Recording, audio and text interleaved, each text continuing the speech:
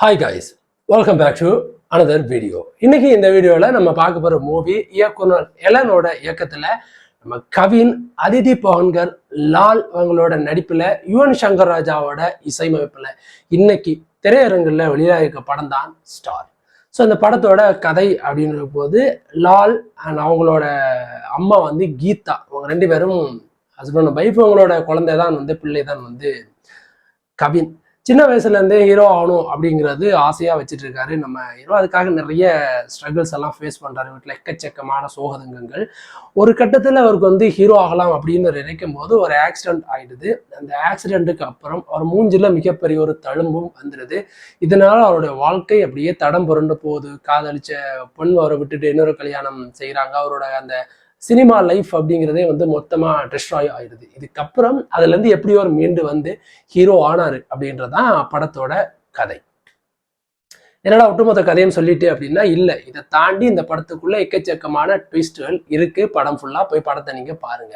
And first நம்ம சொல்ல வேண்டியது கவின் தாடா அப்படிங்கிற ஒரு மிகப்பெரிய பிரம்மாண்டமான வெற்றிக்கு அப்புறம் இந்த படம் நடிச்சாரு. ஃபர்ஸ்ட் இந்த படத்துல ஹரிஸ் கல்யாணம் இருந்தாரு. என்ன காரணம் தெரியல, திடீர்னு கவின் உள்ள வந்தாரு. டெஃபினட்டா இந்த படம் மிகப்பெரிய வெற்றி அடைஞ்சிருச்சு. ஸோ இதை டெஃபினட்டாக ஹரிஷ் கல்யாண் ஃபீல் பண்ணுவார். அண்ட் கவின் அண்ட் ஒரு இந்த மாதிரியான கேரக்டருக்கு டெஃபினட்டாக கவின் தாங்க செட் ஆவார் அப்படின்னு மாதிரி தோணுச்சு. அண்ட் சொன்னால் நம்ப மாட்டீங்க, அண்ட் ஹவுஸ்ஃபுல். அதுதான் ஒரு மிகப்பெரிய ஆச்சரியம். ஒரு திருச்சி பையன் அப்படின்றலாம் தாண்டி ஒரு சிவகார்த்திகனுக்கு எந்த அளவுக்கு ஒரு வரவேற்பு இருக்கோ அதே வரவேற்பு நம்ம கவினுக்கும் இருக்கு. ஸோ நெக்ஸ்ட் அவர் தான். ஸோ கவின் காலேஜ் ஸ்கூல் படிக்கும்போது பையனாகட்டும், காலேஜ் படிக்கிற அந்த பையனாகட்டும், ஸோ எல்லாமே அட்டகாசமாக பண்ணியிருப்பார். அவரோட கோபம், அவரோட சந்தோஷம், அவரோட துக்கம் எல்லாத்தையுமே ஒரு ஒரு இடத்துலையும் டெலிவரி பண்ணும் பொழுது அட்டகாசமான ஒரு நடிப்பை வெளிக்காட்டியிருப்பார். 89 அந்த காலகட்டத்தில் இருந்து 2015-17 காலகட்டங்களில் நடக்கிற கதை. ஸோ அது உண்மை கதை அப்படின்னு சொல்லியிருந்தாங்க. அண்ட் எனக்கு கவின்கிட்ட ரொம்ப பிடிச்ச ஒரு விஷயம் அவரோட ஒய்ஃபை அடிச்சு போட்டு நான் இந்த மாதிரி பொய்யாலாம் நடிக்க முடியாது அப்படின்னு சொல்லி ஒரு எமோஷனலா ஒரு ஒரு விஷயத்த கன்வே பண்ற மாதிரி ஒரு சீன். அண்ட் அட்டகாசமா நடிச்சிருப்பாரு கவின். எனக்கெல்லாம் அந்த சீன் ரொம்ப பிடிக்கும். அதே மாதிரி பாம்பே போயிட்டு ஒரு கஷ்டப்படுற ஒரு மாதிரி ஒரு சீக்வன்ஸ் வச்சிருப்பாங்க படத்துல. அண்ட் ஃபென்டாஸ்டிக்கா அதுல ஆக்டிங் பண்ணியிருப்பாரு. அண்ட் மனசை பிச்சு உதறி இருப்பாரு. அதே மாதிரி அந்த கேரக்டர் வேரியேஷன் நல்லா இருக்கும். ஸ்கூல் படிக்கும்போது ஒரு கேரக்டர், ஐ மீன் அந்த கெட்டப் சேஞ்ச், காலேஜ் படிக்கும்போது அந்த மெச்சூர் ஆனதுக்கு அப்புறம் அதில் ஒரு கெட்டப் அப்படின்னு இந்த கேரக்டர் வேரியேஷன் ரொம்ப அழகாக காமிச்சிட்டாங்க திரையில.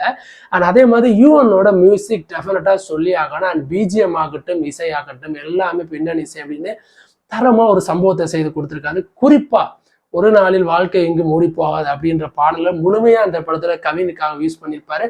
அண்ட் சிச்சுவேஷனுக்கு ஏற்ற மாதிரியான ஒரு ஒரு நல்ல ஒரு மேட்ச் ஆகுற சாங்ஸ். அண்ட் படத்துல எக்கச்சக்கமான பாடல்கள் வந்தாலும் பர்டிகுலரா இந்த பாடல் வரும்பொழுது மட்டும் ஒரு மிகப்பெரிய பிரம்மாண்ட ஒரு கைதட்டல் கிடைச்சிச்சு அப்படின்னே சொல்ல முடியும். அதுக்கப்புறம் லால் எனக்கு டெஃபினட்டா அவர் சொல்லி ஆகணும். நம்ம ஒரு சண்டைக்கோழி படத்துல ரொம்ப ஒரு கொடூரமான வில்லனாவே பார்த்து ஒரு லாலை திடீர்னு இந்த மாதிரியான ஒரு ஒரு ஒரு எமோஷனலா ஒரு டச் ஆகுற ஒரு அப்பா கேரக்டர் பண்றாரு அப்படின் போது ரொம்ப ஆச்சரியமா இருந்துச்சு. டெஃபினட்டா இதுல எனக்கு லாலோட ஒரு எந்த அளவுக்கு கவினுக்கு ஒரு ஆக்டிங் ஸ்கோப் இருக்கோ அந்த அளவுக்கு லாலையும் யூஸ் பண்ணிருப்பாரு எலன் அவர்கள். எனக்கு இதுல பிடிச்ச ஒரு சீன் பாத்தீங்கன்னா அவருக்கு சான்ஸ் கிடைச்சிருச்சு. அண்ட் ஒரு மிகப்பெரிய ஒரு டைரக்டரோட இதுல சான்ஸ் கிடைச்சிருச்சு. ஸோ அதை அப்பாவும் மோனும் அந்த அதுக்கு முதல்ல ராத்திரி ரெண்டு பேரும் சண்டை போட்டிருப்பாங்க. ஸோ அவங்க அப்பா லால் இப்படி நிற்பாரு. டக்குன்னு கட்டி பிடிப்பாரு. மரக்கறி வாங்கிட்டு இருக்கும்போது, ஐ மீன் வெஜிடபிள்ஸ் வாங்கிட்டு இருக்கும்போது திடீர்னு ஒரு ஹக் பண்ணுவார் கவின் லாலை. ஸோ அப்போ ஒரு ரியாக்ஷன் கொடுப்பாரு நம்ம லால் அவர்கள். டெஃபினட்டா நம்ம ஒரு அநார்மலா ஒரு இடத்துல நிற்கும் போது எதுவுமே எதிர்பார்க்கணும். திடீர்னு ஒரு ஆள் நம்ம கட்டி பிடிச்சி ஒரு ரியாக்ஷன் வரும் இல்லையா? அதை ஒரு நடிப்புக்கு காட்டுறது ஒன்று வேற, அந்த ரியல்டிக்கு அந்த ஸ்க்ரீன்ல கொண்டு வரது வேற. ஸோ அதை ரியலா அந்த ஸ்க்ரீன்ல கொடுத்திருப்பார் லால். அது எனக்கு ரொம்பவே பிடிச்சிருந்துச்சு. அண்ட் ஃபென்டாஸ்டிக்கான ஆக்டிங். அதே மாதிரி இந்த படத்துல ஒரு மிகப்பெரிய ஒரு இப்போ இருக்கக்கூடிய டைரக்ஷன்ல இருக்கக்கூடிய ஒரு மிகப்பெரிய ஒரு டைரக்டர் ஒரு சின்ன ஒரு கேமியோ ரோல் பண்ணி கொடுத்துருக்காரு. அது யாருன்னு நான் சொல்ல மாட்டேன். ஸோ அவர் தனுஷ் வச்சு எக்கச்சக்கமான படங்கள் பண்ணியிருக்காரு அவர். ஸோ அதே மாதிரி பார்த்தீங்கன்னா அடுத்து இந்த படத்துல பிடிச்சது இந்த ஹீரோயினி அதிதி பான்சர் அப்படின்ற அந்த கேரக்டர் நடிச்சிருக்காங்க அந்த ஹீரோயினி. அண்ட் ஒரு படத்துக்கு ஒரு முக்காவாசி சீன் படம் முடியும் போது வந்தாலும் ஒரு 40 நிமிஷம் வந்தாலும் அவங்க கொடுக்கப்பட்ட ரோலை வந்து அவ்வளோ அட்டகாசமா பண்ணியிருப்பாங்க. அண்ட் ஃபர்ஸ்ட் ஹாஃப் ஃபுல்லா வந்து ஒரு நல்ல ஒரு எமோஷனல் கனெக்டோட போன படம். செகண்ட் ஹாஃப்ல வந்து நிறைய துயல்கள் படத்துல ஏற்படுதோ அப்படின்ற மாதிரி எனக்கு தோணுச்சு.